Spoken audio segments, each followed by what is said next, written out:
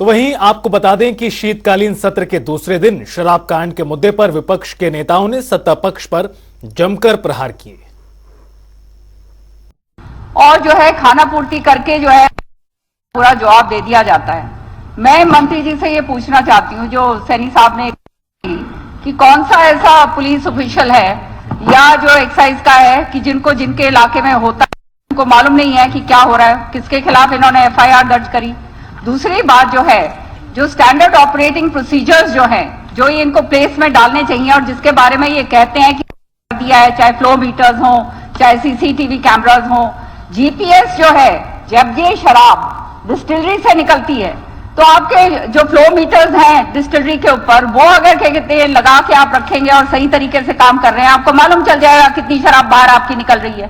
साथ ही साथ जो वहां से जो ट्रक जो है ये शराब को लेकर जाते हैं उनके ऊपर अगर ये ट्रैकिंग डिवाइस जो है जीपीएस वो अगर पूरी तरह से लगाई जाए तो आपको पता चल जाएगा कहां पे क्या गलत हो रहा है। हर एक इलाके के अंदर पुलिस को तो वैसे ही मालूम होता है कहां पे उल्टा पुल्टा क्या काम हो रहा है, तो ये होने कैसे दिया गया? इसका मतलब तो कहीं ना कहीं दाल में काला है। ये जो कमेटी आपने बनाई 1, 2, 3, क्या किसी कमेटी ने ये सिफारिश की थी कि डिस्टिलरीज की जांच होनी चाहिए? अगर जो सिफारिश की थी तो वो जांच रोकी किसने? आज तक डिस्टिलरीज की आपने जांच क्यों नहीं करी कि कोरोना काल में सैनिटाइजर के बहाने से कौन कौन लोग इस तरीके से अवैध स्प्रिट ले गया और वो स्प्रिट आगे बढ़ती गई जो अंततः आदमियों की मृत्यु का कारण बनी। दूसरी बात करी कि हमने कमेटी के बाद जांच एसीबी को दे दी। एसीबी तो स्पीकर साहब वैसे ही पंगु है, वो तो कुछ भी लिख ले, आगे जाके ऊपर परमिशन ही नहीं मिलती कि इंक्वायरी की इन्वेस्टिगेशन की चाहिए, इन्वेस्टिगेशन की चाहिए कि इंक्वायरी की चाहिए। दोनों महकमे मुख्यमंत्री जी के पास हैं।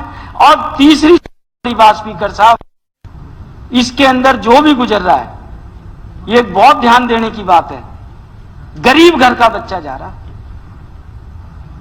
ऐसा आदमी जा रहा है तो नशे की लत में पड़ गया किसी भी हालात, और उसके बाद सरकार उसके परिवार को मुआवजे के नाम पे क्या दे रही है? 4 लाख रुपए। उसको भी बढ़ाने की तरफ सोचे। और तीसरा जो कमेटी बनी थी एक्शन टेकन रिपोर्ट, और जहां बात आ रही है ट्रैकिंग एंड ट्रेसिंग सिस्टम की बात 2020 से हो रहे हैं। स्पीकर साहब 12/12/2023 को ही लागू किया है, जबकि ये तो चलो शराबबंदी का एक अलग मसला है, शराब पीना रोक नहीं सकते। ये तो एक क्यूआर कोड इतना सिंपल होना चाहिए हर किसी के मोबाइल में ऐप आ जाए। बहुत पोर्टल और डिजिटलाइजेशन की बात होती है, जो बोतल ले अपना क्यूआर कोड स्कैन कर ले, है कि नहीं है? ये पेटियां कम होना आबकारी विभाग के ऊपर ये बहुत बड़ा सवाल चला आ रहा है। और ये क्यूआर कोड की और ये कैमरे लगाने की बातें हम पिछले 3 साल से सुनते आ रहे हैं। हम लेटेस्ट टेक्नोलॉजी ला के क्यूआर कोड लगाने जा रहे हैं। माननीय उप मुख्यमंत्री जी बैठे हैं, ये हमने 4 साल 3.5 साल पहले सुनी थी इस सदन में।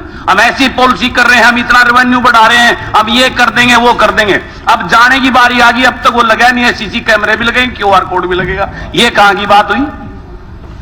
अब तो विदाई का टाइम आ गया, जनता तैयार बैठे विदाई करने को, और अब आप उसको लगाने की बात कर रहे हैं। प्रश्न ये प्रश्न है जी, बहुत गंभीर प्रश्न है। जिस क्यूआर कोड को और जिस कैमरे लगाने की बात क्या है? ये कैमरे क्यूआर कोड कैमरे उन्होंने शराब को रोकने के लिए डिस्टिलरी में के अंदर और बोटलिंग प्लांट के अंदर हम कैमरे लगा के और उस शराब की बोतल के ऊपर क्यूआर कोड लगाने की जो बात करते हैं वो कब होंगे पूरे? जब इतनी मौतें हो चुकी, 4 साल पहले बड़ी बड़ी दावेदारी की जा रही थी, हम रोक के इसको ऐसे करेंगे। आज तक उसका कुछ नहीं हुआ।